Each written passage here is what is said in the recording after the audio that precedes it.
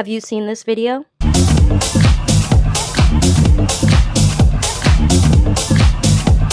If you haven't, this is Book Club Radio's 2-day circus-themed music festival.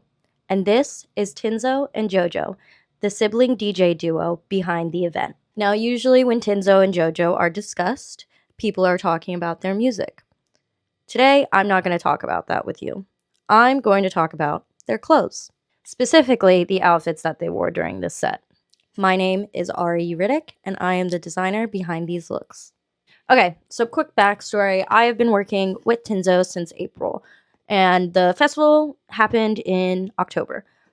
So after they announced that they would be doing a 2-day music festival, and that on one of the days they would be doing a back-to-back set, I texted Tinzo and I told her that for that day, her and Jojo should wear a matching outfit.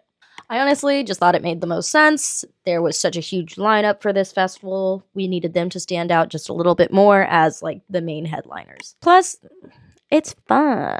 Siblings matching. It's cute. Yeah. So the first idea that was rejected, that I still think is hilarious. I thought it would be funny if they were conjoined twins. And if halfway through their set, the decks started malfunctioning and magician came out and sawed them in half, and then they could continue their set as singles. I thought that would be funny. They did laugh, but they said, hell no, we're not doing that. Makes sense, but I still think it would be funny. One of the ideas was that she was supposed to be the tattooed lady, and that we were going to design a bunch of book club themed tattoos. After she decided against that one, I decided to use it for myself. So here's a picture of me as that. Did not come out the way that I wanted it to. Maybe I'll make a video on that. We'll see how this one goes. I'm severely anxious right now, by the way. Anyway, after a couple of weeks of brainstorming and texting back and forth, Tinzo told me that her and Jojo had decided that they wanted to be matching goth clowns, and that they wanted to stick in a color palette of black, white, and maybe some hints of red. And they did specify more of like a velvety red than like a cherry red. Like I made sure to like specify with them what shade of red they were looking for. I went on a Pinterest deep dive for goth clowns. Everything that I could find that I thought that they would like, that I thought would work well. And so these are what I sent. These are the ones that Tinzo liked the most. So Jojo was really obsessed with this collar, really wanted a big exaggerated collar. Tinzo really liked the sleeves and all of the embellishments and the applique and the beads of this corset, which is one of Chapel Rowan's looks that I just had saved in my phone even before this. But on this one, she really loved the shape of the corset, and she also loved the striped bloomers. Jojo also really loved the striped bloomers as well. So with all of that in mind, I went ahead and started sketching. I knew that I needed to keep the applique. I knew I needed that shape of corset. I knew that I needed big sleeves. Knew I needed elements of red, some striped bloomers. So with all of that in mind, I went ahead and started sketching this for Tinzo and this one for Jojo. And Tinzo loved hers right away. Instant love. Jojo did want a little bit of adjusting. The exact wording that they said was not so on the nose clown, which I do understand. And also to be a little bit more stylized, a little cooler, a little edgier. So keeping that in mind, I went ahead and drew this instead, which they loved. So yeah, after we finalized the design, I was able to go ahead and start on the muslin mock-ups, which I feel like I don't really have much to say about the muslin mock-ups. The corset was pretty standard corset. The top was a pretty standard top with a big sleeve, and I don't know, I feel like There's not much to say about the muslin mock-ups. They did not need much adjusting. Everything fit pretty well on the first try. Just a couple of tweaks here and there. The biggest takeaway, honestly, from the muslin mock-ups was that Jojo wanted a huge collar and Tinzo wanted just a small little collar. I don't really have much footage or photos or anything from that. This is pretty much all I've got. This is what I mean by I'm not a content creator. I forget to take photos and stuff. But yeah, I was happy with how the fitting went, and they seemed to be really happy with it too. Oh, I just remembered a detail. I made sure to put pockets in their bloomers for them because I knew that they would be running around all damn day and it would be very useful for them to have pockets. So I did make sure to put that in there for them, which they were excited about.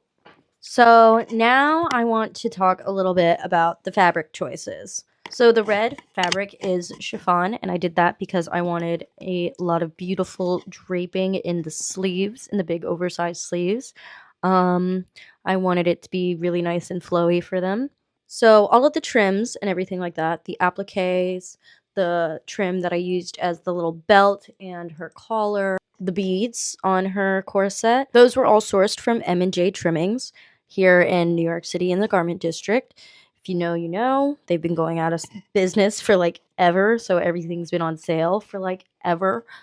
So you could get some really good cheap stuff there. I thought it would be a lot more dynamic for the outfits to have two different stripes, not just one. So that's why I wanted a thick stripe and a thin stripe.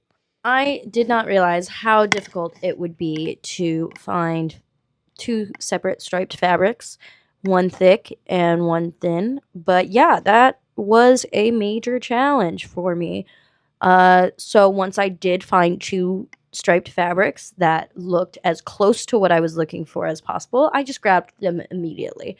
And those were at Mood, which I try not to shop at because it's way too overpriced, but it's the only place I could find it. Unfortunately, these stripes were sheer. They were see-through. So I did have to end up buying lining fabric as well. So yeah, I had to change the design for the bloomers a little bit. Because yeah, I didn't intend on them being lined, but ended up that way. Also, the thin stripe, when I got it home and fully unraveled it, I realized it wasn't just a thin striped fabric. It was a pattern that the stripes would get thicker and then thinner again, and then thicker and then thinner again. So I had to really strategically place my pattern pieces on that fabric. So to get that look of the thin stripe on top of the thick stripe, I made sure that all of the center front pieces were like right on the thin stripe. So it got thicker as it went to the side, but the thinnest point was on the center front of both Tinzo's corset and Jojo's vest. And so, yeah, now we can talk about the actual construction. For the construction, I don't really have much to say about it. It was pretty straightforward. The corset was double lined. There was an inner lining that had the boning and everything like that, and then there was the main lining that you could see outside. I hand sewed all of the appliques onto the vest in the corset. As I said before, the bloomers were lined and had pockets. Jojo wanted a striped collar, Tinzo wanted a red one, and I used the same trim from here up on her neck.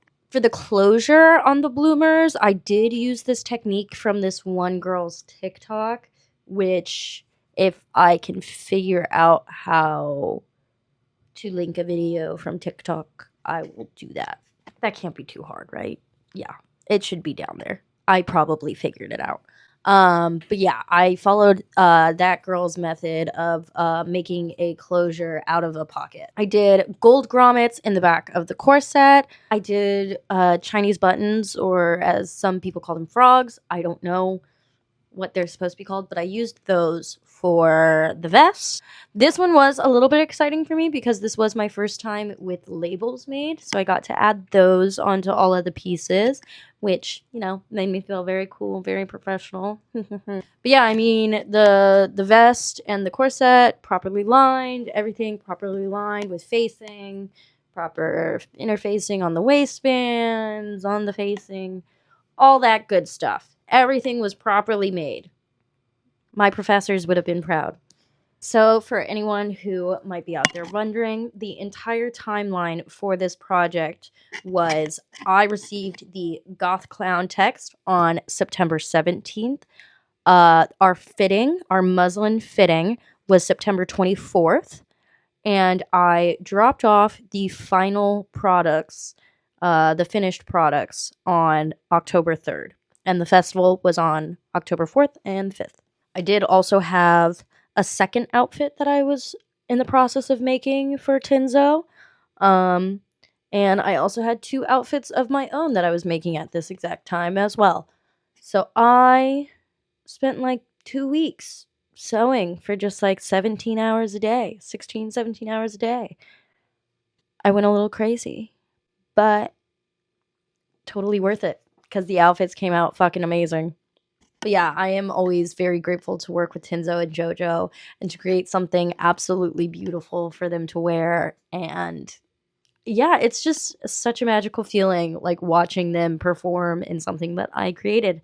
Please, please, please tell me your thoughts. Let me know what you think of the outfits. Let me know what you would have worn to the Book Club Radio Festival. Tell me if you were there. Tell me if you wanted to go, if you've heard of it, if you've never heard of it. This is all completely new to you. Yeah, just let me know down below. Please subscribe. Also, any and all feedback is more than welcome. I need help with how to do this. Yeah, but like, don't be mean. Nobody likes a bully. Okay? Thank you so much for watching. I really appreciate it. And yeah, please subscribe because I'm planning on doing many more videos for a lot of my past outfits that I've done. And I plan on making a million more crazy costumes. So please stick around. Boo, boo, boo, boo, boo.